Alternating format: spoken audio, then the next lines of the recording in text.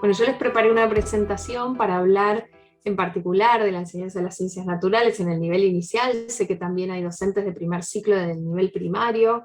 Me alegró mucho la noticia cuando me contaron, para pensar un poco más este trayecto como un continuo, como algo que esperamos que no se termine ni siquiera en el segundo ciclo de la primaria, ni en el nivel secundario, ¿no? Hay mucho para seguir transformando esta enseñanza de las ciencias, que queremos que sea una enseñanza motorizada por la curiosidad, por el pensamiento, por las ganas de aprender. Así que gracias por invitarme y vamos a empezar con la presentación. Yo le puse educar mentes curiosas en el nivel inicial, y creo que mirar la foto ya de inicio nos muestra un poco eso que queremos que suceda en el cotidiano de nuestras salas, nuestras aulas, ¿no? Esos ojitos brillantes, esa pregunta que no la vemos, pero pareciera, ¿no? Si miráramos adentro de la cara de esta nena, que nos estamos imaginando que está pensando cosas, que está asombrándose, donde hay una escena con una compañera y una maestra que está ahí guiando, ¿no? Y está proponiendo y está acompañando. Una mirada del mundo que la podemos llamar, a mí por lo menos me gusta pensar que lo que les estamos enseñando a los chicos al enseñarles ciencias naturales es una mirada del mundo, un modo de estar en el mundo, de pararse. No es tanto o no solamente ideas, contenidos, sino más bien una manera de interactuar con el mundo, muy guiada por la pregunta, por la curiosidad, por la búsqueda, por la exploración, que incluye conocimiento, por supuesto, eso está en el centro, pero desde el deseo por entender eso tan maravilloso que tenemos alrededor, que es ese mundo natural. Y es un camino que sabemos de mucha investigación en estos temas, que es largo, que no es que de un día para otro los niños aprenden a pensar como científicos y científicas o aprenden ciencias, sino que es algo que se va construyendo de a poquito y que hay que empezarlo temprano. Todas las investigaciones muestran la importancia, pero no central, centralísima del nivel inicial, para sembrar esas semillitas del pensamiento y del conocimiento que van a ir haciéndose cada vez más grandes, plantas cada vez más grandes a medida que los chicos crezcan, ¿no? Y que es algo que hay que mantener de manera coherente. ¿Qué quiere decir? Que no alcanza con que un o una profe haga cosas súper lindas un ratito. Es algo que tiene que ser pensado como proyecto institucional, donde todas las salas tienen que trabajar en sintonía, donde todos los profesores, los maestros trabajen en sintonía. Si no, ese pensamiento científico no se forma. Ojalá fuera más fácil, pero la verdad es que no lo es. Vemos muchos adultos que sienten que las ciencias no son para ellos, son difíciles, son aburridas, les quedan lejos. Producto de una educación científica que es bastante lejana a lo que les voy a traer hoy, ¿no? Que está mucho más centrada en aprenderse palabras, terminología, en recordar cosas que no entendemos, y un nivel inicial donde eso no pasa, por suerte, pero donde las ciencias naturales están bastante ausentes. Por lo menos lo que vemos como investigadoras en mi grupo, que venimos mirando mucho la enseñanza de las ciencias en el nivel inicial, es que hay una tradición maravillosa en el nivel inicial, que ojalá vayan adoptando, y mucha reforma educativa tiene que ver con eso, con que esto que en el nivel inicial ya sucede, de trabajar por proyectos, de trabajar con una visión integrada del conocimiento, de poner el cuerpo, de jugar, todo eso que ya pasa en el nivel inicial, que ojalá empiece a pasar cada vez más en otros niveles. Sin embargo, pasa poco con las ciencias naturales. Hay más proyectos de otras áreas, por varias razones, una de las cuales es que a veces las maestras se sienten un poquito más como lejanas, ¿no? Por producto también de cuál ha sido su formación escolar, donde se le anima menos a los contenidos de ciencias naturales que a otros que por ahí con los que se sienten más cómodas. Entonces, me gustaría hoy dar algunos ejemplos, porque en realidad creo que parte de no animarse con las ciencias naturales tiene que ver con esa mirada que traemos de la escuela y de la formación docente, de que es algo muy difícil. Y en realidad los contenidos de ciencias naturales, integrados con conocimiento del mundo, sociales, ¿no? Se trabaja de manera integrada en el nivel, están bastante más cerca de lo que nos imaginamos. No son tan sofisticados hasta donde queremos llegar en el nivel inicial, y son grandes puertas de entrada al mundo. Y si tuviera que resumir cuál es el espíritu de lo que les voy a contar, de los distintos ejemplos, pasa por poner a los niños y a las niñas en el rol de exploradores, en un rol protagónico, que esto es habitual en el nivel inicial, por suerte, ¿no? Es la tradición del nivel inicial. Pero bueno, ¿cómo hacemos para que sean exploradores también de fenómenos científicos? Y me encanta esta viñeta de Tonucci, que ustedes lo deben conocer muy bien, Francesco Tonucci, el pedagogo italiano, gran defensor de los derechos de la infancia, de la educación infantil, gran dibujante también, ¿no? Que habla de esto que a veces pasa con las ciencias. Donde están los chicos con el conejo, ¿no? Y lo están observando y están notando muchas cosas de ese conejo. Están notando que está caliente, dice uno, tiembla, se mueve dando saltos, hace caca en forma de bolitas, es tímido, tiene las patas de atrás largas y dos dientes grandes, ¿no? Y adelante viene una voz adulta al costado que dice, vamos chicos, dejen de jugar que tenemos clase de ciencias. Y pareciera que saber ciencias tiene más que ver con esos pósters que están en la pared, ¿no? Con saberse las partes de la célula, con saberse los tres reinos, el mineral, el vegetal, el animal. Y en realidad la buena ciencia, tanto para los chicos de nivel inicial como para los adultos, tiene más que ver con lo que están haciendo esos chicos con el conejo. Tiene que ver con explorar, con sacar conclusiones, con medir, con registrar, con entender cómo es la vida en este caso de ese conejo o eso que estamos explorando. Entonces, ¿cómo hacemos para, por un lado, nosotros darnos cuenta de eso, que creo que es el primer paso? Perderle el miedo a las ciencias tiene que ver con eso también, con darnos cuenta de que no es que tenemos que enseñar eso que está en el póster, sino que tenemos que hacer algo más parecido a lo que están haciendo los chicos con el conejo. ¿Y cómo hacemos para introducir cada vez más las ciencias naturales como parte de lo que ya sucede en las salas? Y esto es enorme porque si no, los chicos y las chicas se lo pierden. Se lo pierden quiere decir que hay una ventana, una parte hermosa del mundo, que además se presta mucho para hacer actividades muy, muy lindas y proyectos muy, muy lindos, que queda por fuera de la experiencia del nivel inicial. Y esto yo les decía que lleva tiempo, que el pensamiento científico no es espontáneo. Esta investigadora que está aquí, Diana Kuhn, es alguien que se dedicó con toda su carrera a ver cómo se va formando ese pensamiento científico. No es algo que se forma solo. Alguien nos lo tiene que enseñar. Y cuanto antes empiecen, mejor. Se me fue para el otro lado. Y sabemos también de todos los estudios sobre este tema que investigar, de vuelta, no es algo que traemos de fábrica, no lo sabemos hacer, por más que los niños sean exploradores, a investigar, a hacernos buenas preguntas, a ordenar un poco, a sacar conclusiones, es algo que hay que aprenderlo. Y como hay que aprenderlo, es una obviedad de decirlo, pero está bueno saber, decirlo y remarcarlo, alguien nos lo tiene que enseñar. No se aprende solito. Y enseñar no quiere decir que me paro y lo cuento, digo, el método científico es bla, bla, bla. Enseñar quiere decir, lo que ustedes saben, ¿no? Armar, generar proyectos, secuencias, unidades para enseñar a investigar. Y una manera de mirar este rol de la enseñanza en nivel inicial como grandes generadoras de contextos, de experiencias, es esta idea que trae Anne Epstein sobre el maestro, la maestra intencional, ¿no? Que es alguien que está muy presente y a la vez da libertad, esa combinación de estructura y libertad tan importante, ¿no? Es alguien que planifica, que tiene muy claros los aprendizajes que quiere lograr en sus alumnos, y creo que también esto es algo para seguir pensando en el nivel inicial.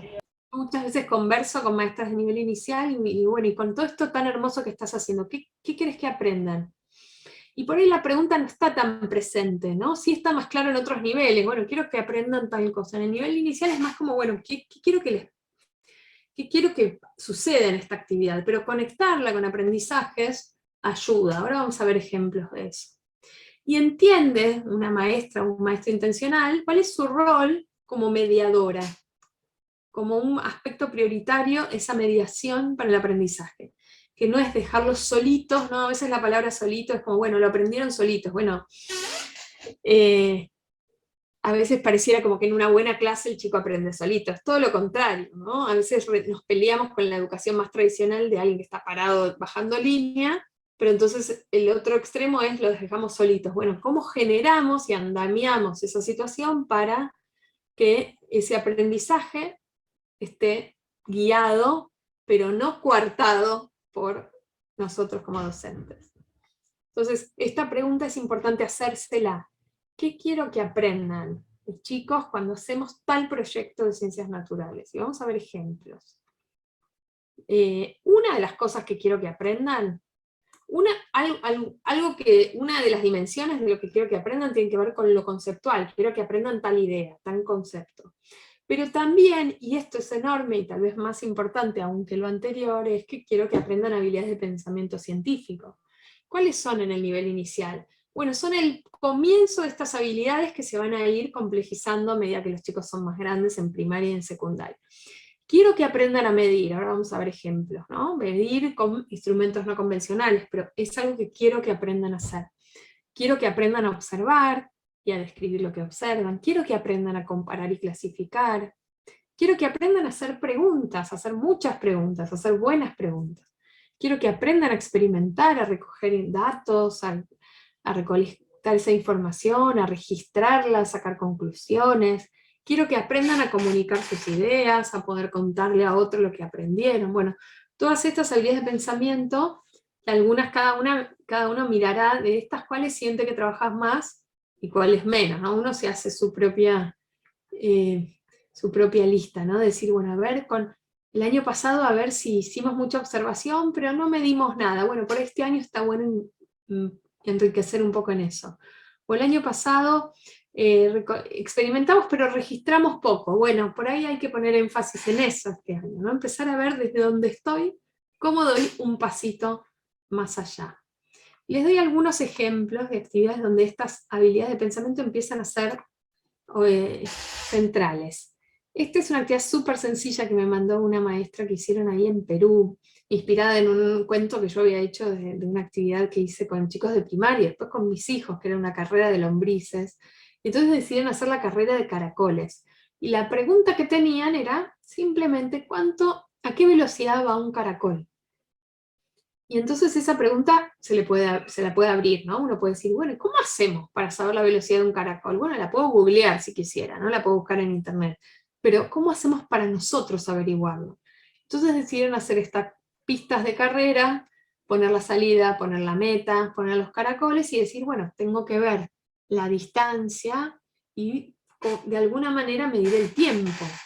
Ya eso solo de imaginarse cómo medirlo es un aprendizaje súper valioso, ¿no? Acá hay otro que además me encantó porque le pusieron, miren esto, que le pusieron en la meta flores porque tenían como la sensación de a ver si con las flores llegaban más rápido, ¿no? Tenían ganas de ir más rápido, entonces ya si se quiere empezar a hacer un pequeño experimento, ¿no? Que la pregunta sería ahí, ¿las flores ayudan a que se apuren estos caracoles o no?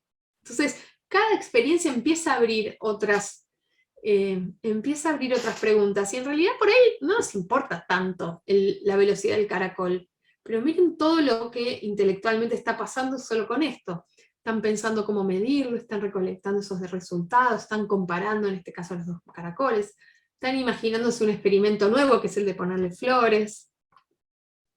Este es otro, que es una actividad que hicieron en combinación con sociales, súper linda, hablando de medir y graficar, ¿no? Es del Colegio Manuel Belgrano de Salta, que cumplía años el colegio, y entonces las docentes de inicial se dieron cuenta de que todos los años hablaban de por qué se había fundado el colegio, y que a los chicos no les hacía sentido eso, ¿no?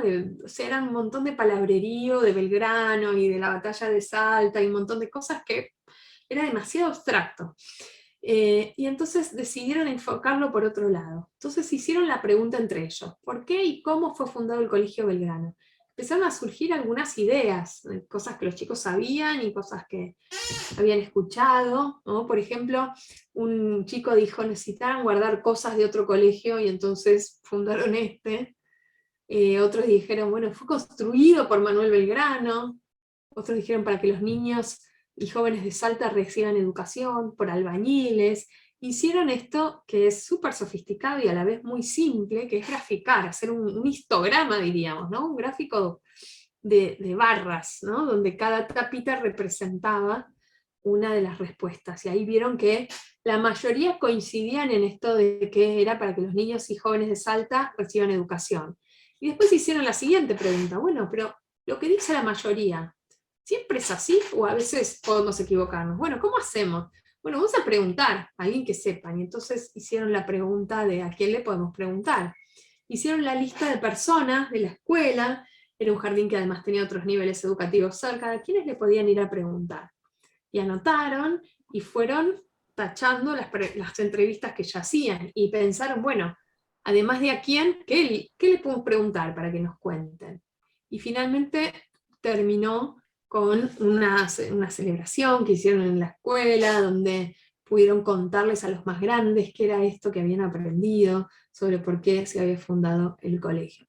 Fíjense cómo aquí aparecen un montón de habilidades también de pensamiento, ¿no? De entrevistar, generar preguntas, recolectar esa información, sacar conclusiones, en este caso de ciencias sociales, pero mirando las ciencias como un todo, ¿no? Como una manera de indagar, como decimos, el mundo natural, también el mundo social. Y muy atravesado también por la idea de medir y por los primeros pasos en matemáticas, cosas muy difíciles que uno dice, hacer gráficos lo van a aprender cuando sean más grandes. Bueno, miren cómo aquí están los primeros pasos de algo que los chicos pueden entender en este ejemplo anterior. Les cuento otro ejemplo, este es uno que hicimos con mi grupo de investigación hace ya algunos años, que le pusimos como título La naranja olvidada, por ahí lo leyeron en alguno de mis libros, que partió de un emergente en una sala de 5, donde a la maestra se le había quedado olvidada la naranja abajo de un mueble. Y entonces la fueron a buscar después de unos días y encontraron algo parecido a esto, ¿no? Una naranja toda llena de manchas de colores. Entonces empezaron a charlar de por qué estarían esas manchas, qué eran en principio, qué eran esas manchas, y los chicos tenían hipótesis súper interesantes, como que eran manchas de nieve, muy lindo porque no nevaba, esto era la provincia de Buenos Aires, no nevó nunca en la vida, pero los chicos creían que eran manchas de nieve, manchas de pintura, caca de paloma, de pájaros, ¿no? Nadie tenía como la hipótesis de que podía tener algo que ver con lo que sabemos los grandes, que es que son hongos, ¿no? Que se están comiendo esa comida. Y entonces ahí apareció también la pregunta de por qué a veces dejamos la comida en la heladera. Empezaron a aparecer hipótesis súper lindas, a ver si me dan el audio. Esperen que voy a parar de compartir para compartir el sonido, que me olvidé de poner. Ahí está. Y entonces los chicos decían cosas como, a ver si suena. Ahí va a sonar.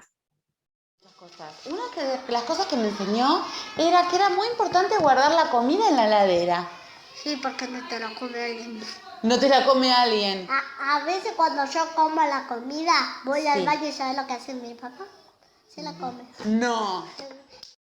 Los chicos tenían esta idea de que uno guarda la comida en la heladera como si fuera un ropero, ¿no? Para que no te la coma otro. O sea, es como un lugar de guardado, como decía esta nena, ¿no? Que no se la coma mi papá, que no se la coma un ratón, ¿no? Entonces, lo que queríamos que aprendieran era justamente este fenómeno tan fascinante que es que pasa cuando la comida se pudre y aparecen unos seres vivos que se llaman hongos, que la van ablandando.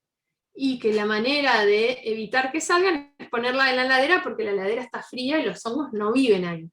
Entonces, eso se tradujo en una unidad larga de investigación que la llamamos el mundo de los hongos, donde lo que hacían los chicos era al principio observar, esto fue en Jardines de Vicente López, de aquí de la provincia de Buenos Aires, una serie de alimentos que después iban a poner algunos en la heladera y otros no, observarlos, dibujarlos, describirlos, y poner algunos en la heladera, otros afuera de la heladera, y de esos que estaban afuera de la heladera, que algunos los rociaban con agua, ¿no? Ponían a esos que dicen mojados, son los que están afuera de la heladera, rociados. Y miren algo interesante, por ahí lo ven ahí en los platos, fíjense que hay, en este caso hay manzana, pan, naranja, y hay algo más, ¿no? Hay una tapita. Porque parte también de lo que queríamos experimentar era si eso pasaba solo con la comida o con cualquier cosa que dejara fuera de la heladera, algo que no fuera comida, bueno, algo inerte, ¿no? Sabemos nosotros, un material que nosotros sabemos que no se va a pudrir, pero los chicos es parte de lo que van a explorar. Entonces, de vuelta vuelvo a la importancia del registro, ¿no? Entonces, a lo largo de los días fueron registrando lo que iba pasando. Esto también es súper importante de poder entender que los procesos en los seres vivos duran tiempo, no son inmediatos. Entonces al principio no pasaba nada, fíjense, son los 3 grupos o los 3 platos. El plato 1 estaba fuera de la heladera, mojado. Vieron que tienen ahí, no sé si lo ven, el chuf chuf, el rociador de agua. El plato 2 estaba fuera de la heladera, seco. Y el plato 3 estaba frío, porque estaba dentro de la heladera. Y lo que fueron dibujando los chicos, y las chicas y algunos ya van a ver que ahí están, ¿no? Empezando la alfabetización, algunos pueden decir escribir algunas palabras, es dibujar lo que ven y también escribir alguna característica. Y acá hay una conversación muy interesante para tener con los chicos, que es, ¿cuál es la diferencia entre un dibujo artístico y un dibujo científico? En un dibujo artístico yo puedo pintar las cosas como se me viene la gana, ¿no? Le puedo pintar una naranja de violeta o un pan de verde, aunque no esté verde. Y eso es hermoso, pero en un dibujo científico el dibujo tiene otro rol, y conversar sobre eso, ¿no? ¿Cuál es el rol? Bueno, en este caso, tener algo que se parezca mucho a lo que yo vi, porque después voy a querer comparar al día siguiente y ver si cambió. Entonces tengo que tratar de que mi dibujo se parezca lo más posible a una foto, en algo que realmente represente lo que estoy viendo. La fantasía es algo que queda para otro momento. Entonces miren de vuelta como una tabla de doble entrada, que es compleja, pero es empezar a trabajar con estos instrumentos desde chiquitos. Y una de las cosas que empezó a pasar, esto es el registro del dictado de la maestra, de la conversación que habían tenido, de que iban notando que había manchas, que las manchas iban creciendo. Entonces dice, bueno, vamos a ver, ¿qué pasa? Bueno, están más grandes esas manchas. Están más grandes porque los bichitos van en grupo, decían los chicos, se juntan. Y algo que empezó a pasar es que había necesidad de medir esas manchas. ¿Cómo hacemos para saber si la mancha es más grande hoy que ayer o está igual? Bueno, hay que medirla, vuelvo a esta importancia de medir. Bueno, ¿cómo hacemos para medir? Y se les ocurrió medir con unas cintas que están ahí, ¿no? Entonces ponían la cinta, iban cortando distintos tamaños, que daba un lindo uso de las cintas que las puedo poner ahí pegaditas, ¿no? En el afiche. Entonces está la mancha del limón, la medida de la mancha de pan era más chiquita, la de la mancha de la naranja, y podían comparar de una manera muy visual si eso iba creciendo. Entonces, de vuelta, acompañar esos procesos y acercarme a la medición como una gran habilidad de pensamiento, que quiero empezar desde que son bien chiquitos. Desde sala de 4, por ejemplo, ¿no? O algunas cositas, mucho en sala de 3 se pueden empezar a explorar. Entonces, esta medida surge la necesidad, ¿no? De comparar, de ver qué pasa mañana, o ver si la mancha creció o se quedó igual. Y después venía el registro, que en este caso tuvo, como esto lo hicimos en varios jardines, hubo distintos formatos. Algunos usaron unas tablets que tenían, y entonces quien podía escribir del grupo empezaba a anotar, y aprovecharon también las fotos como otro modo muy, muy actual de registrar las cosas. Los chicos están más que acostumbrados a sacar fotos. Bueno, cómo usar las fotos como un registro científico. Dice, bueno, está todo podrido menos la tapa, está más chico y más duro, está casi igual el que está en el frío.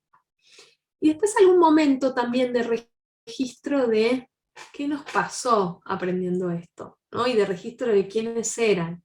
Entonces aquí uno de este grupo puso, me gustó ver los platos y oler y verlo podrido, mojar los platos y ver hongos con la lupa, ¿no? Acá empieza a aparecer la idea de que hay hongos. La maestra empieza a introducir esa información, bueno, esas manchas se llaman hongos. Todo esto lo hicimos antes de la pandemia, y en la pandemia se nos ocurrió la idea de ver, bueno, qué pasaba cuando los chicos estaban en casa, cómo podíamos hacer esto en alianza con la familia, sobre todo con la idea de aprovechar el contexto de la casa para poder involucrar a las familias y hacer experiencias científicas. Entonces, podemos ser detectives en casa, ¿no? Que la ciencia, la mirada curiosa del mundo está en todas partes, que hay mucho para explorar en la cocina, en el jardín, en el baño, en el patio, con las mascotas, con lo que tengamos a mano. Entonces, la forma que tomó esta misma investigación de los hongos fue una forma más diversa, estuvo como relacionada con lo que cada familia podía hacer. Entonces cada familia tenía 2 platos, uno lo ponía en la heladera y otro afuera, y tenía que poner distintas comidas y algo que no fuera comida, ¿no? Acá pusieron una tapita, como ven, pusieron kiwi, pusieron naranja. Esta otra familia puso una chapita de metal, puso uvas, puso galletitas. aquí pusieron otras cosas, dulce de leche, queso, fideos. Y después de unos días, cada familia iba sacando fotos, registrando qué había pasado. Miren la diversidad. Algo lindo que aparece cuando trabajamos con las familias de aliados, ¿no? Que hay como diversidad de registros y podemos comparar cómo, a pesar de que estamos poniendo distintas cosas, siempre pasa lo mismo. El que está fuera de la heladera, van apareciendo las manchas verdes. Y también se habilita la creatividad de algunas familias. Miren esta familia que armó esto, también esta foto y le puso el nombre y la decoró. También empiezan a aparecer otras cosas, ¿no? Cuando nos salíamos con las familias. Estos pusieron el rasti ahí, ¿no? El bloquecito como elemento inerte. Bueno, cada familia iba haciendo distintas cosas y al final se puso todo en común y dijimos, bueno, ¿qué aprendimos? ¿Qué descubrimos de todo esto? Y vuelvo al qué queremos que aprendan. ¿Qué queríamos que aprendieran estos chicos y estas chicas? Bueno, queríamos que aprendan varias cosas sobre los hongos. Queríamos que aprendan, por ejemplo, que los hongos, que son estas manchas verdes, primero que se llaman hongos, que son seres vivos, como los seres vivos viven mejor en ciertos ambientes que en otros, estos en particular viven mejor en ambientes calentitos y en húmedos, ambientes húmedos. En la heladera no viven bien, no les gusta, no pueden vivir en la heladera. Y que esto que llamamos que se pudre, es que estos seres vivos se van comiendo la comida a lo largo de los días, y por eso se va ablandando. Entonces, algo que es cotidiano, empezar a verlo con ojos científicos. Y aquí hay una de las testimonios de una de las nenas al final de todo este proceso, de lo que había aprendido. A ver. Sí. Bueno, ¿te acordás que yo te contaba que tenía un árbol, que se había caído la naranja, y que la dejé ahí? Y que después se puso así. ¿Qué le pasó a esta naranja? Se pudrió. Se hizo hongo. Claro, se llenó de hongos. ¿Y dónde ves los hongos ahí? Acá. En eso blanco. ¿Y y si la dejo muchos días, qué va a pasar? Se va a pudrir toda. Claro. ¿Y los hongos de dónde vienen? De todas partes. De Menos de la heladera. ¡Qué muy bien! Porque ahí no resisten. Claro. Mueren. Claro, qué bien, qué bien. Y a ver, vos me hablaste de la heladera. ¿Y entonces por qué hay que poner la comida en la heladera? Así no se pudre.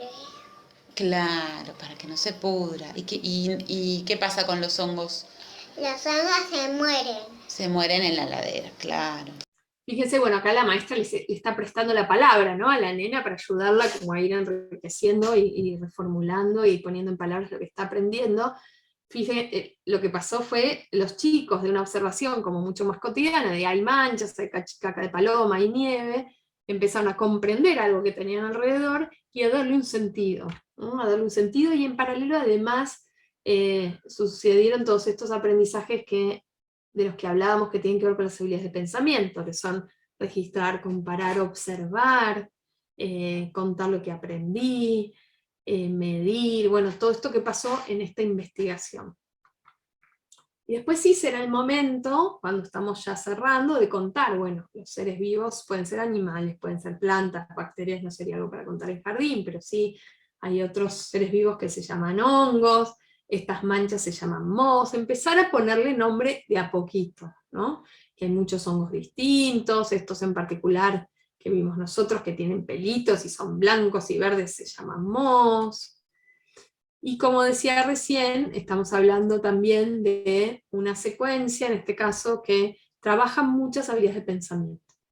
De vuelta, rudimentos de a poquito, pero que hay que empezar a trabajar, y que realmente es muy lindo empezar a trabajar, no solo porque es el deber, sino porque realmente se abren muchas oportunidades de trabajo con los niños, con las niñas, que son fascinantes.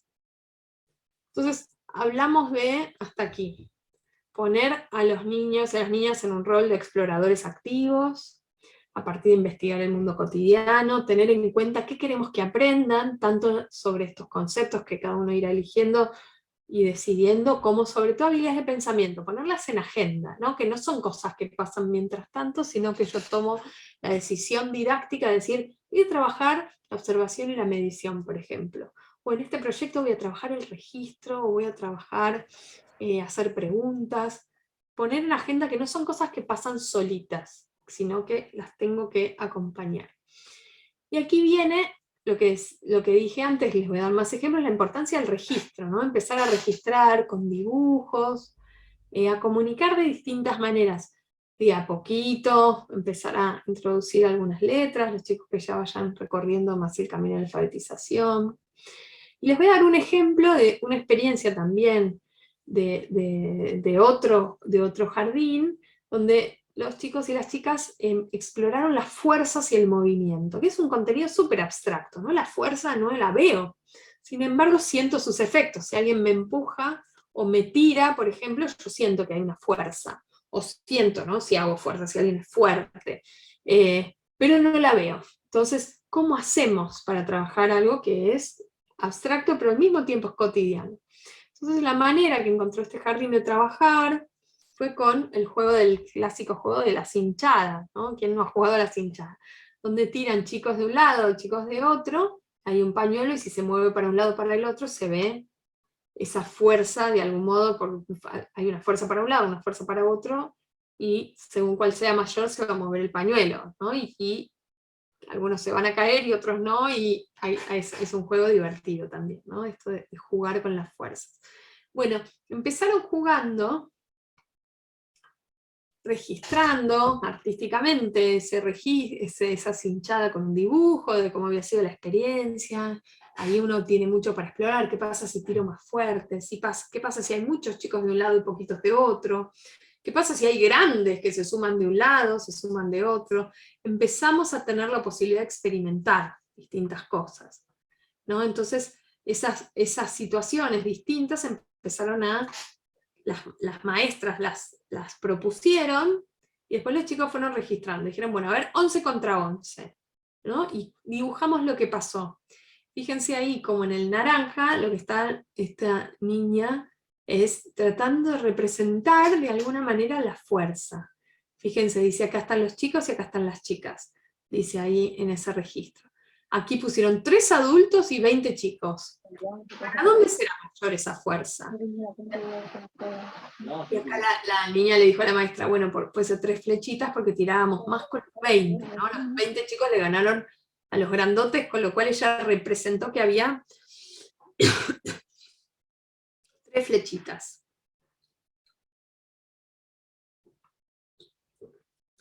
Y después, en el último registro, el desafío era mantener la cinta en el medio, que no se moviera. ¿Cómo se hace? Dicen, no era fácil, tiraba mucho. ¿Cómo hacemos para que no se vaya? ¿Cómo logramos hacer que esos 2 tirones, esas fuerzas sean equivalentes?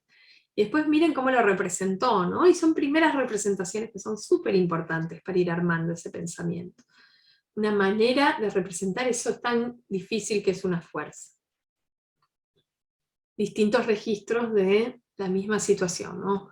11 y 11, entonces pusieron la flecha de que la cinta se iba para la derecha, 3 adultos y los 20 chicos, la cinchada en el medio, distintas maneras diversas de representar la situación, y de vuelta distintas maneras de representar a las fuerzas. Miren qué interesante, ¿no? Donde empiezan a aparecer una característica de las fuerzas que es hacia dónde va, lo que llamamos la dirección, que de vuelta es cuando en la secundaria se representa con vectores una fuerza, que es una flecha. Bueno, empiezan a aparecer estas representaciones más intuitivas.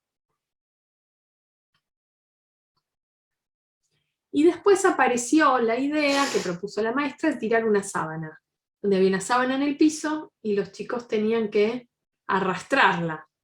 Entonces, primero compararon 2 situaciones. Fíjense la misma lógica que antes comparamos, el plato en la heladera y el plato afuera. Y ahora vamos a comparar.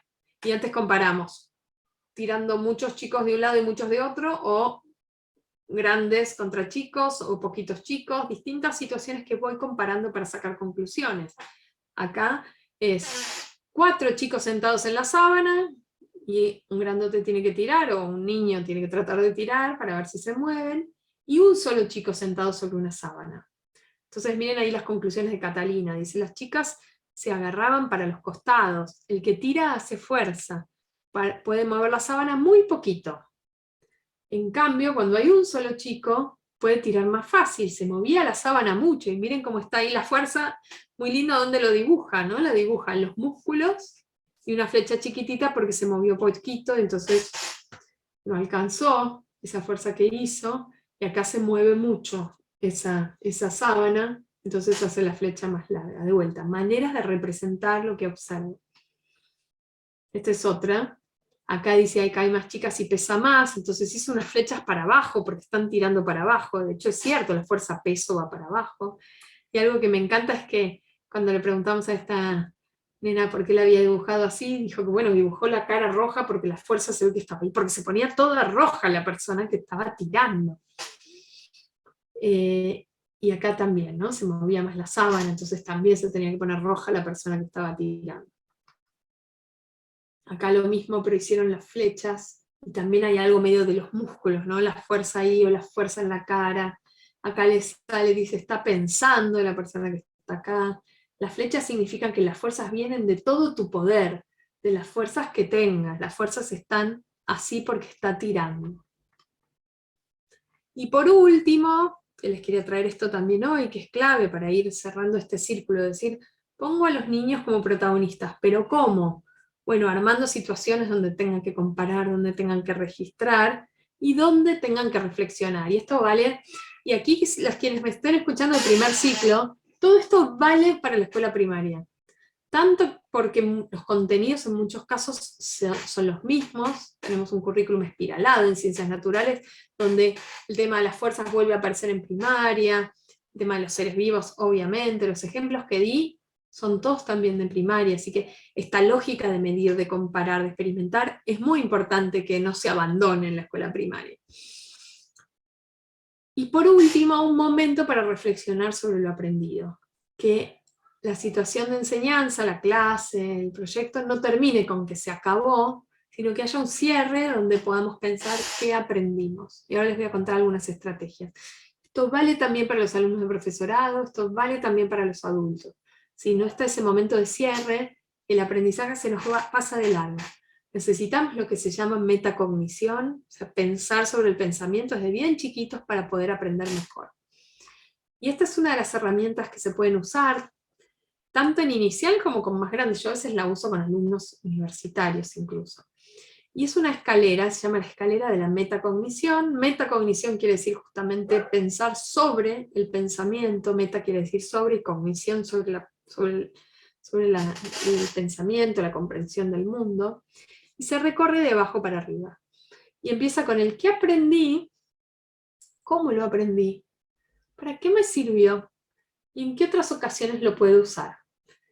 Entonces tener esa charla de qué aprendí, qué hicimos, para qué me sirvió, en qué otras ocasiones la vida podría aparecer, es un momento especialmente importante para cerrar el círculo, ¿no? El aprendizaje, y que esos aprendizajes se vayan afianzando. Este es un jardín donde tienen la escalera de la metacognición más simple, son 3 escalones, que a veces también está bueno, a veces menos es más, ¿no? Simplificar ayuda, donde al final de cada proyecto los chicos conversan sobre estas 3 preguntas. ¿Cómo lo hemos hecho? ¿Qué hemos aprendido? ¿Y en qué otra ocasión lo podemos usar? Que esté en las paredes es muy importante. ¿En qué sentido? Porque empieza a ser una rutina que los chicos ya esperan, ¿no? Ustedes saben muy bien que todo esto de las paredes ayuda a generar hábitos, a generar rutinas de aprendizaje, donde ya hasta los chicos lo piden, termina el proyecto y quieren hablar de la escalera, saben que viene ese momento. Estas son otras estrategias de metacognición, fíjense al final, este es el semáforo, la de la izquierda, donde al final de un proyecto aparece la pregunta de, bueno, ¿qué cosas entendí bien y se las puedo contar a alguien? ¿Qué cosas más o menos? ¿Y en qué siento que necesito ayuda? ¿Qué partes me gustaron? ¿Cuáles más o menos? ¿Y cuáles no tanto? ¿No? Y a veces la metacognición tiene que ver también con cómo me sentí, como tiene ese afiche, ¿no? ¿Cómo me sentí en este proyecto? ¿Y por qué? Y después contar por qué. En este caso, en la segunda foto, las maestras armaron un dado. Entonces, según lo que salía, rojo, amarillo, verde, los chicos tenían que contar algo que les había gustado mucho, algo que no les había gustado nada, algo que les había gustado más o menos. Empezar a generar dispositivos que estimulen ese pensamiento. ¿Dónde seguir buscando esto? Bueno, acá me decían que varias de las cosas ya las leyeron, me alegra un montón. Este es un libro que se descarga gratuitamente, que habla justamente de todo lo que les conté hoy, de cómo formar este pensamiento científico y también tecnológico en la infancia, desde jardín de infantes hasta el primer ciclo de la escuela primaria. Si googlean el título, es muy fácil de encontrar. Esperen que cuento más cosas. Este es un libro que sacamos hace poquito, que espero que se consiga por allí por Mercedes, no lo sé, espero que sí, que es de Aike, se llama Aprender Ciencias en el Jardín de Infantes. Y después esto que ven aquí, que después les pongo el link en el chat, es una serie de recursos que armamos, que estos se bajan gratuitamente también, de videos, de secuencias, de unidades didácticas, para nivel inicial y también primer ciclo de nivel primario en ciencias naturales. Son dos en particular, que una se llama Los Detectives del Sonido y la otra se llama Los Misterios de la Luz y la Sombra. En los dos casos van a encontrar mucho sobre el cómo se hace, ¿no? Y después cada una le dará su impronta. Pero creo yo que buscar buenas ideas, buscar recursos, ayuda a empezar a recorrer este camino, que a veces pareciera como lejano, ¿no? ¿Cómo hacemos con las ciencias naturales si nosotras cuando estudiamos eran algo que no nos convencía tanto? Bueno, ¿cómo hacemos, no? O si sí nos gustaba, bueno, ¿por dónde? Vuelvo a cerrar con esta idea, ¿no? De mirar el mundo con ojos científicos, con ojos preguntones, de enseñar a que eso suceda, de dar las condiciones para que eso suceda.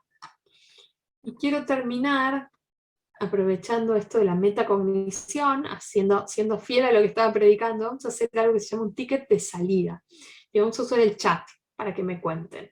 Entonces les propongo que escriban, que piensen y escriban una idea que se llevan de esta charla. Yo paro así les veo las caras y puedo leer lo que pusieron en el chat. Una idea que se llevan de esta charla.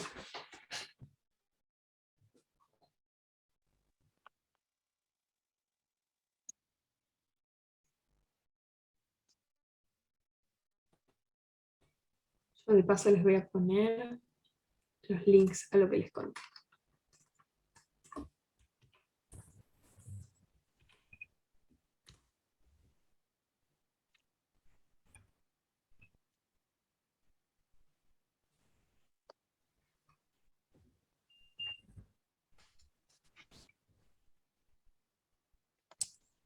Trabajar ciencias desde lo simple, lo cotidiano. Gracias, Gabriela.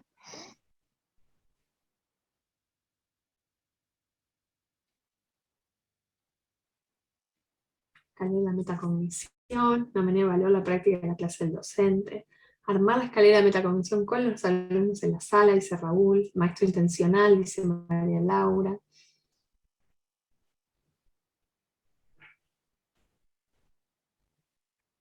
Trabajo reflexivo en las ciencias naturales desde el nivel inicial, dice Lara. A veces uno dice, bueno, no, pero eso es más tarde, ¿no? Y ustedes que están con los niños y las niñas cerca saben que el nivel de reflexión que pueden tener los chicos es maravilloso, y empezar a habilitar esos espacios. Ver lo cotidiano con ojos científicos, dice Lucía. Trabajar con las ideas de los niños desde pequeños para ir construyendo la idea de ciencia. Tener claro qué enseñar, qué queremos que la columna aprenda, dice Diana. Crear proyectos o secuencias desde lo que quiero que realmente aprendan desde la cotidianidad, dice Camila. Pensamiento científico no es algo espontáneo, se debe enseñar y cuanto antes lo hacemos es mucho mejor, dice Jimena. Gracias. Bueno, qué bueno. Además se llevan ideas diversas de las cosas que dije, así que me alegra mucho leerlo. Seguimos leyendo. Y también tenemos, como decían aquí al comienzo, un ratito para preguntas. Si alguien tiene ganas de plantear algo, preguntar algo, tenemos unos minutos para conversar. Encontrar el equilibrio entre el desarrollo de habilidades y los conocimientos sobre la ciencia, dice Inés.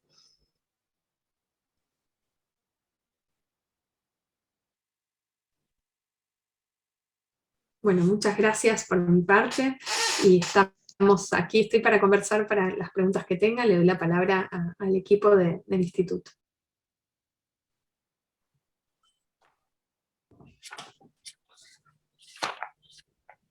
Creo que más que claro con la evidencia en mano, ¿no?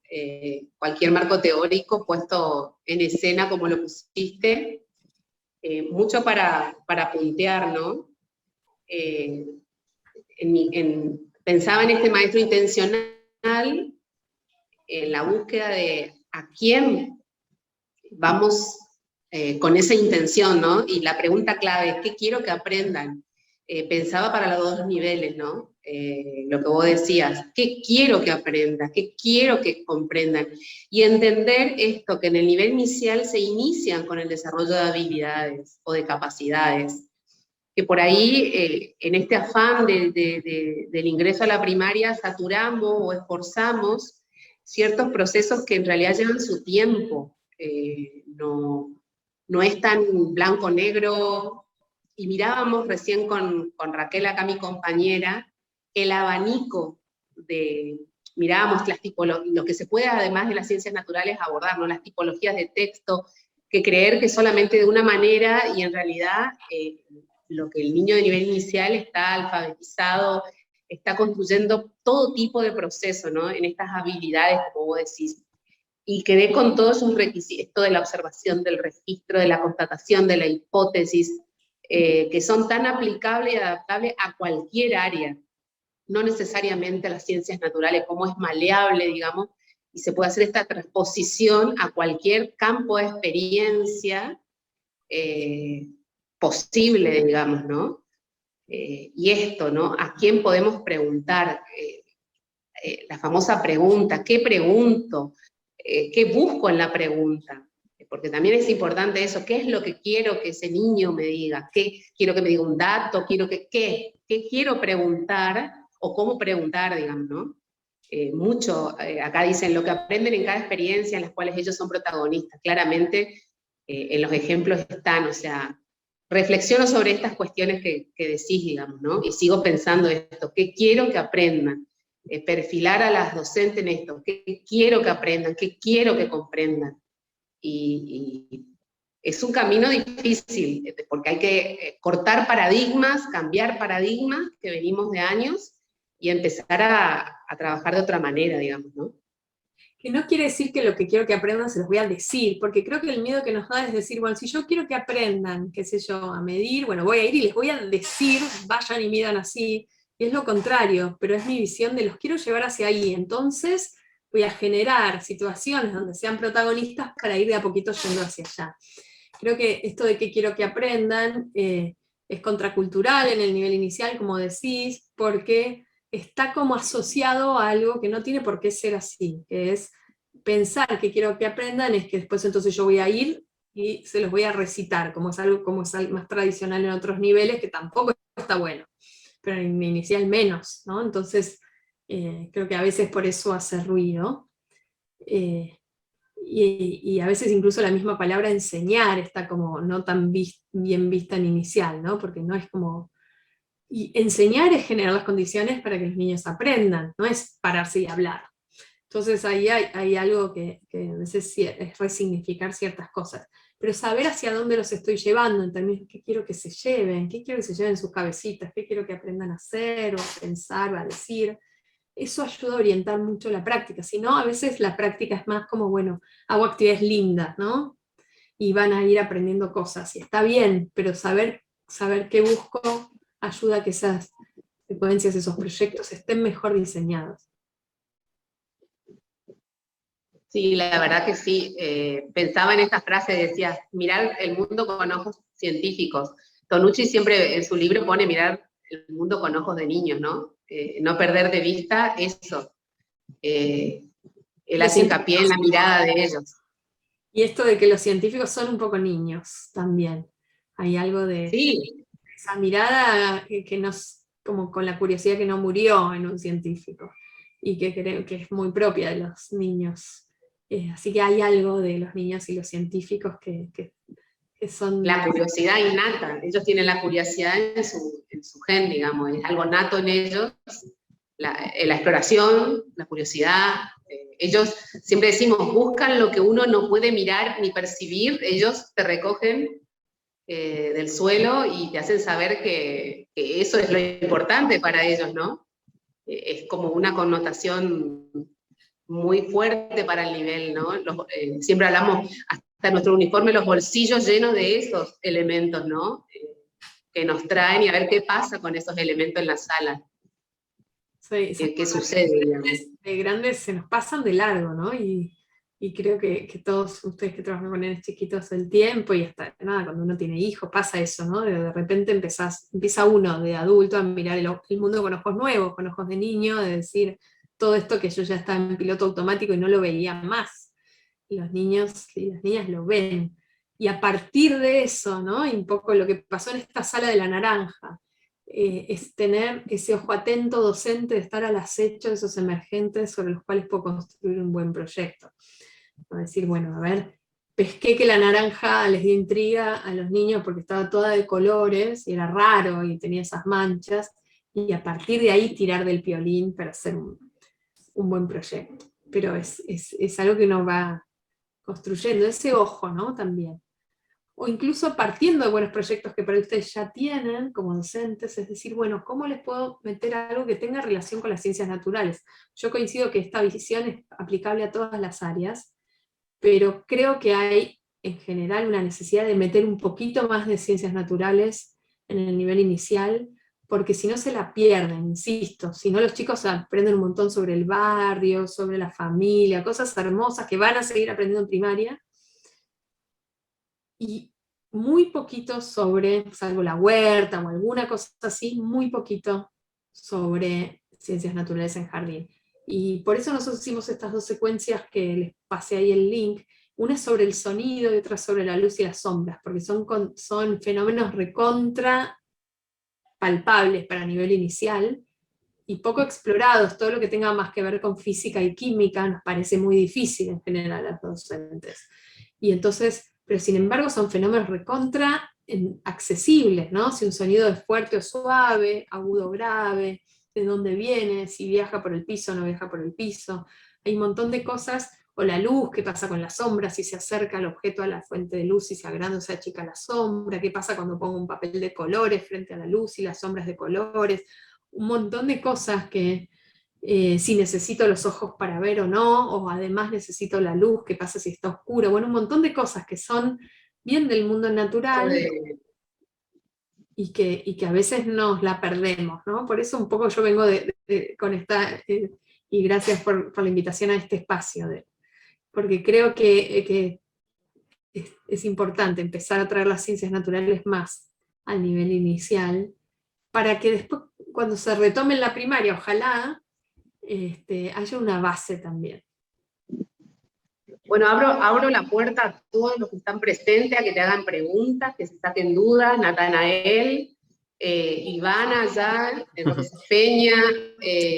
Martina, yo sabes que quería preguntar, por ejemplo, bueno, en mi caso, a mí me copó mucho la parte de tu libro, ¿viste? Cuando vas a hablar esto y que hoy lo tocaste, lo de la metacognición, ese superpoder de aprender, digamos, durante toda la vida.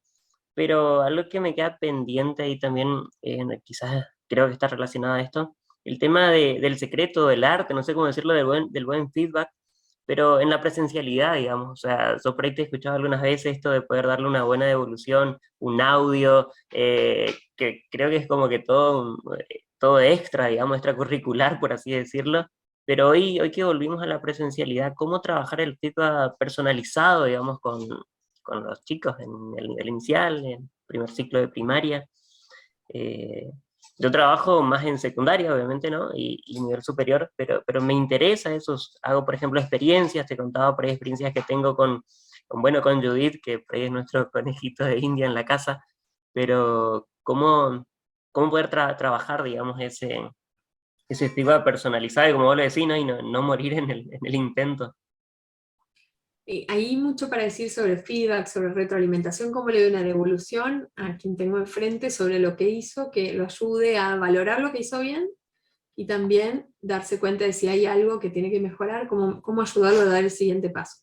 Y la lógica de eso es la misma desde bien chiquititos, desde iniciar hasta los adultos, que es justamente esto, es poder De hecho, la presencialidad hace más fácil esto, ¿no? Más difícil, ¿no? Es más difícil a distancia. Yo, ahí vos mencionabas, yo muestro a veces en las charlas un audio de una maestra que por WhatsApp le mandaba a los alumnos un audio, recibía en primaria, ¿no? Recibía el cuaderno de la semana, iba describiendo las actividades, contando con mucho detalle lo bueno que encontraba ahí, y dando pistas para donde el alumno tenía que corregir algo, ¿no? Y eso lo hacía por audio.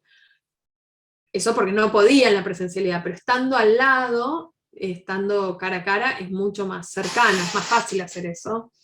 Y entonces, parte del secreto de dar una buena devolución, desde bien chiquitos hasta grandes, es poder ayudar al otro a ver su producción, ¿no? Entonces, si un nene, no sé, una nena hizo un dibujo, poder primero ayudarlo a valorar qué es lo interesante de ese dibujo, ¿no? Uno puede decir, muy lindo dibujo, y eso es como un gesto amable, pero no es una buena devolución. Uno puede decir, una mejor devolución sería ir a lo preciso, es decir, me encanta cómo usaste los colores en este dibujo, mirá la cara que tiene la señora, con esos ojos que parecen dos soles, y esa sonrisa que me dan ganas de ser su amiga, no sé, como algo bien preciso.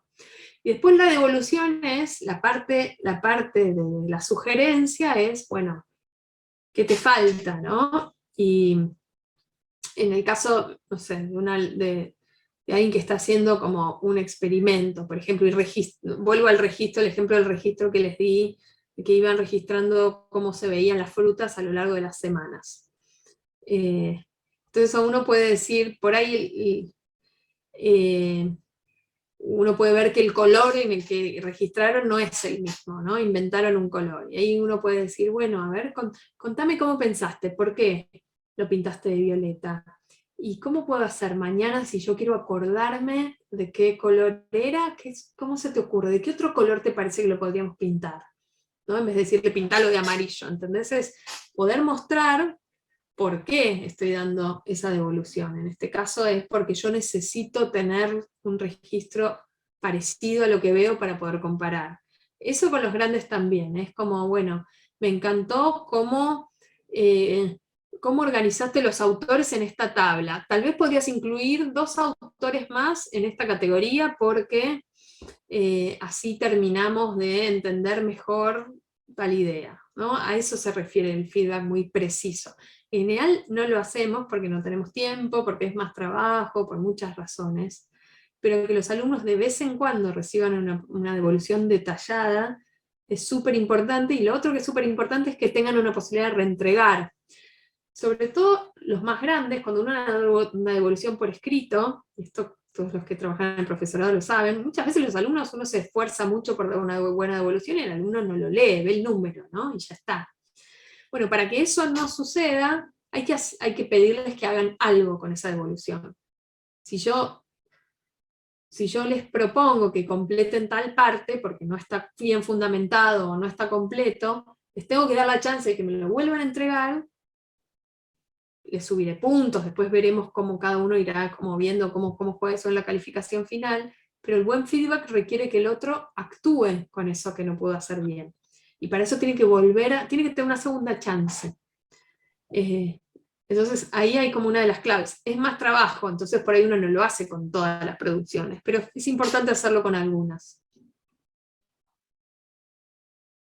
Sí, no, genial, yo creo que me respondiste esto de poder, y el ejercicio de hacer, ¿no? De generar preguntas, como vos decís, que inviten a aprender, ¿no? Porque por ahí yo en mi área de las ciencias exactas, por ahí mis preguntas, reconozco, siempre son más fácticas, digamos, que entonces creo que es el ejercicio de todos los días de poder romper esa estructura. Por eso te digo, me gustó mucho, tu título es el superpoder de aprender durante toda la vida. Creo que Gracias. estamos a tiempo todavía. Siempre estamos a tiempo, claro que sí.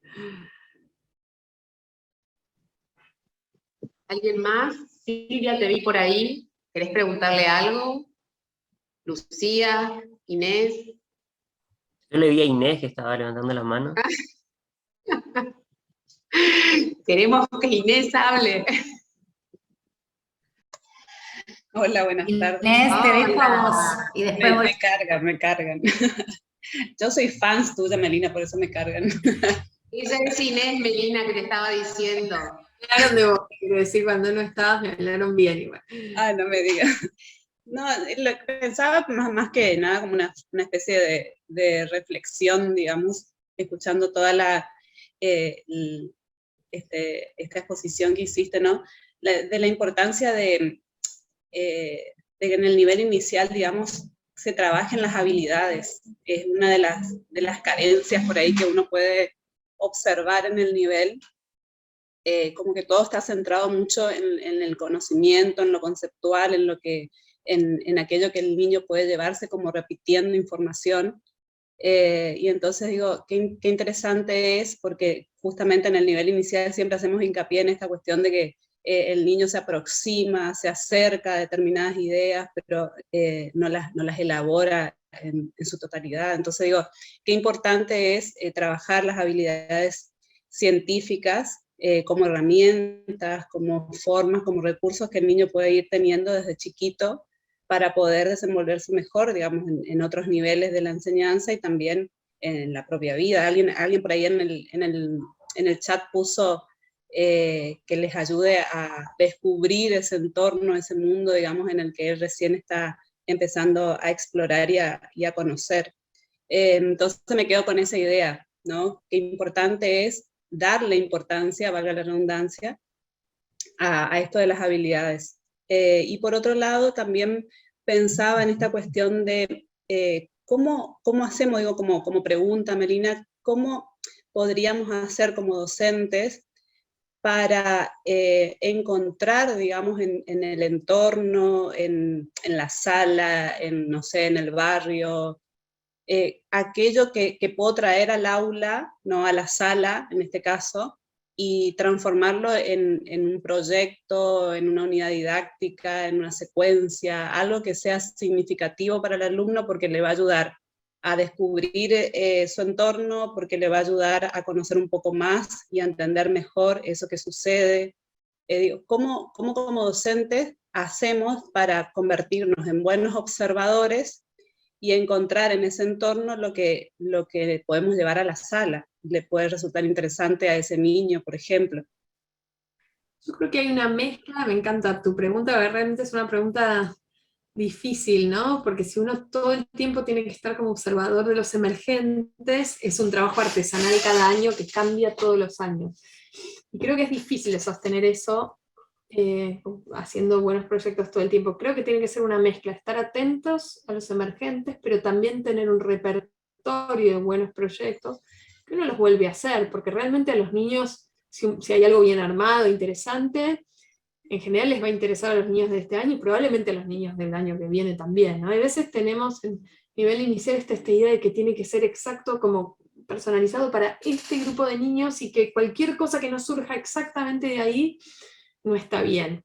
Y creo que no es muy realista eso, ¿no? Entonces por ahí ir armándose una valijita de un repertorio de buenos proyectos que uno va escuchando por ahí y se arma, ¿no? Como justamente su portafolio de buenas ideas, como la valijita de Mary Poppins, ¿no? Y después cada año uno irá tanteando, olfateando por dónde arrancar. Y pensarlo también como proyecto institucional, donde uno diga, bueno, en sala de 2 va a pasar esto, en sala de 3 tal cosa, y que no haya que reinventar la rueda cada año. Me parece que eso puede ser un camino intermedio, donde no es que uno, bueno, va a enseñar igual tal tema, aunque no les interese nada, va a buscar por dónde, pero por ahí ya sabe que ese año va a trabajar con los detectives del sonido, y le buscaré la vuelta para esos chicos, qué canciones escuchan ellos, o probar con qué instrumentos musicales quieren empezar, lo que sea. Pero me parece que por ahí pasa por ahí. Si no, es como más difícil estar inventándolo 100%. Bueno, hoy el diseño curricular del nivel inicial, por ejemplo, tiene una variedad de contenidos Claro. que hasta en cierta forma diría que es abrumadora, porque digo, cuando pienso, por lo menos en mi caso, cuando pienso en qué les voy a enseñar a las chicas del profesorado, digo, toda esta información en medio año es imposible de que lo puedan tomar, pero entonces digo, ¿cómo hacemos? Y qué bueno estaría de organizar esto que vos decís, ¿no? Como una cajita de herramientas y pensar proyectos que se puedan dar desde el nivel, desde el de la sala de 2, por ejemplo, en adelante, y que tengamos como organizado, porque también a veces pasa que eso que vos decís, este año hago esto, el año que viene hago esto otro, y no hay nunca una idea total acerca de qué es lo que estoy enseñando. Es como que van surgiendo cosas, nada más. Sí, Que más no está mal, pero digo, en cuestiones organizativas por ahí queda un poco más. No, y además está bueno a veces hacer más de una vez un proyecto como docente, ¿no? Uno cada vez lo va haciendo mejor, le va encontrando otras vueltas, uno va encontrando el gustito y la creatividad. La primera vez sale un poco más, siempre uno lo hace como con más inseguridad, más durito, ¿no? Hay algo de poder hacerlo muchas veces que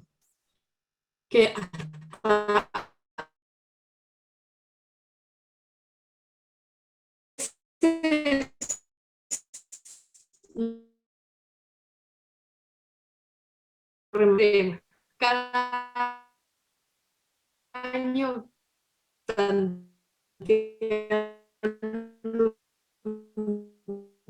poco por diseño, o sea, tienen como disparadores de los cuales me puedo agarrar, y creo que está bueno, a sabiendas de que no voy a enseñar todo, ¿no? De que voy a elegir algunos.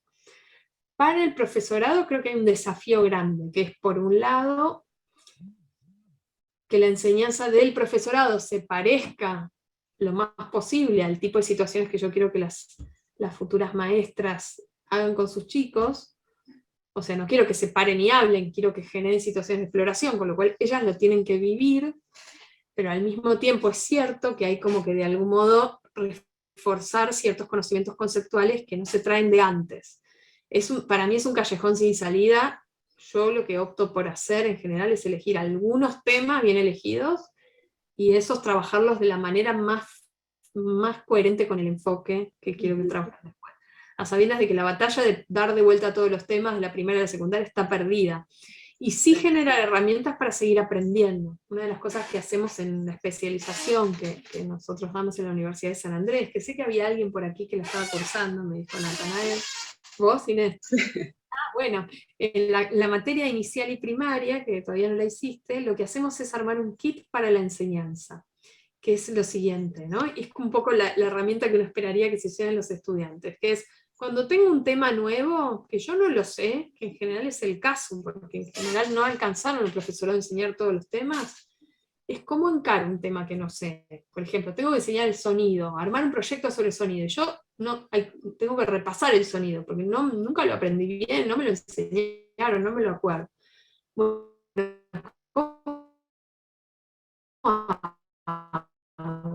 entonces, para armar como una pita conceptual de cuáles son las ideas importantes. O sea, para nivel inicial, ¿por dónde voy a empezar? Después buscar buenas ideas de recursos que hayan. Otra gente, ¿qué experiencias hizo con el sonido? De las cuales puedo armar. Pues con eso armar mi propia secuencia. Y siempre tiene que ver con esto de que uno como profesional docente tiene que seguir aprendiendo. Y no pasa nada, o sea, en el sentido de que no es que soy mala profesional porque no me sé tal tema. O sea, ojalá el sistema educativo argentino fuera mejor, pero es cierto que en el nivel inicial y primario, que tienen que saberse todos los contenidos, no hay tiempo en el profesorado para aprenderlos. Entonces, yo creo que un camino es generar herramientas y deseo de seguir aprendiendo en el ejercicio profesional. Y sin vergüenza, sin culpa de, bueno, si no lo sé todavía, como pasa con cualquier profesión, voy y me pongo a leer y a tratar de entender y miraré videos, documentales, le preguntaré a alguien que sepa más para tratar de sentirme segura. Yo creo que eso es una manera como de, no es la solución a un problema que es difícil, pero es una aproximación. Sí, totalmente. Gracias. Gracias por la pregunta. Pensaba recién en lo que dijo Inés, esto de cómo hacer, esto de la selección de contenido, y recién una docente puso por el chat lo que es uno de los grandes conflictos que se vive cuando llega esta famosa escuelas en ferias, que aparece en la temática recién de ciencia natural y parece que caen ideas que no sabemos, y me pasa como profesora de residencia que me dicen, profe, tenemos que hacer el proyecto de escuelas en feria y tenemos que trabajar reciclado de aceite porque van a hacer velas. O sea, empiezan a aparecer como temas que deciden las docentes o las instituciones, nos cuesta muchísimo pensarlo así y armar un proyecto, digamos. O sea, cómo trabajar escuelas en feria que forme parte ya desde el principio de año, o sea, donde si bien son temáticas que pueden, yo entiendo que tienen que surgir de las necesidades, de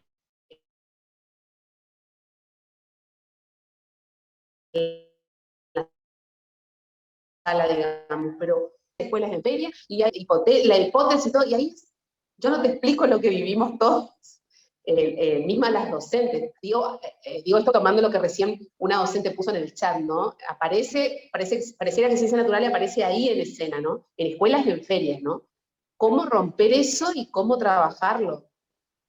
Es difícil, y creo que lo de las ferias, por un lado, tiene algo bueno, que es que logra que por lo menos en algún momento del año se trabaje en vez de nada, y que está instalado, y que está instalado en todo el país, y en ese sentido lo valoro como algo que ha logrado una política pública educativa que ha logrado instalarse, de las pocas. Al mismo tiempo termina siendo una espada de doble filo, porque es como, bueno, como se trabaja ahí, no se trabaja en otros momentos, y se trabaja ahí con un formato bastante rígido de lo que es una investigación. Y en general esto que decís de hacer velas, por ejemplo, es una aplicación más tecnológica, que no está mal, pero no, por lo menos así planteado como se suele hacer, vamos a reciclar y hacer velas. Bueno, genial, no es una pregunta, no hay mucho de ciencia ahí. Ahí es una actividad tecnológica, interesante, pero no es científica. Para que haya ciencia ahí, uno tendría que preguntarse algo, ¿no? Como, bueno, no sé, ¿de qué material tengo que hacer la vela para que tarde mucho en apagarse, o para que me dure más, o qué pasa si cambio los ingredientes, o sea, empezar a preguntarse cosas, porque si no, no es una actividad científica. Yo creo que una opción es hackear el espacio que ya hay, entonces decir, bueno, aprovechémoslo, abracemos la feria y tratemos de darle otra impronta a las investigaciones, y eso es como, de algún modo, montarse sobre algo que está establecido, me parece que es una buena estrategia. Y la otra es, como decía aquí la compañera, que es Aldana, que es decir, bueno, empezamos antes, a la feria, buenísimo, veremos qué hacemos para la feria, pero que no nos quede antes.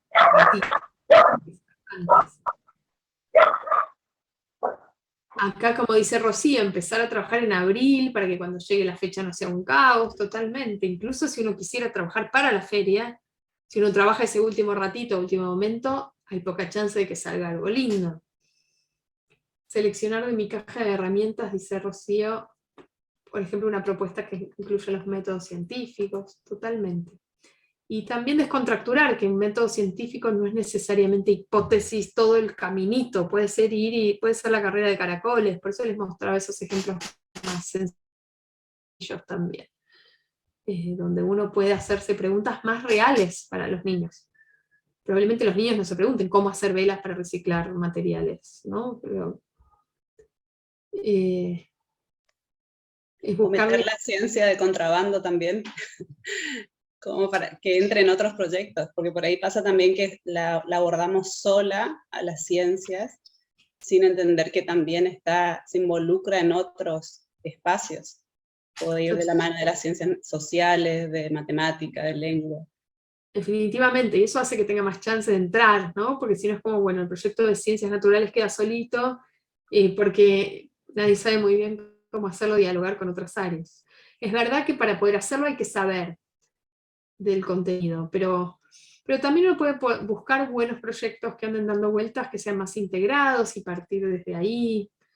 Qué sé yo, nosotros este proyecto de la luz terminó siendo, es algo que se hace mucho en los jardines, empezó por un teatro de sombras, que es un proyecto más como de prácticas del lenguaje, de arte, si se quiere, y después ahí entró la necesidad de trabajar con las luces y las sombras. Entonces me parece que hay maneras, no es que a uno se le ocurren todo el tiempo, pero hay que estar atentos para cazar, para mí, buenos recursos y tenerlos en la caja de herramientas, y después probarlos, ¿no? Y nosotros en el libro de Aike, una de las cosas que hicimos en la parte final del libro, que habla de la dimensión institucional, es justamente decir esto. ¿Cómo sería un recorrido posible? Pensando en sala de 2, 3, 4 y 5. Es una tablita muy pavota, así como una tabla, que se llama mapa curricular, ¿no? Armar un mapa curricular para el nivel inicial de ciencias, o de todas las áreas, si queremos. ¿Qué proyectos vamos a hacer? y asegurarme que en algunos aparezcan las naturales integradas con las demás. Es parte como de una, volviendo a lo de la intencionalidad, ¿no? Es el maestro intencional y el directivo intencional. El equipo intencional, donde uno dice, bueno, lo que yo quiero que le suceda a los niños y niñas cuando pasan en estos años de mi jardín es este recorrido. Bueno, lo armo. Creo que eso es un comienzo, por lo menos.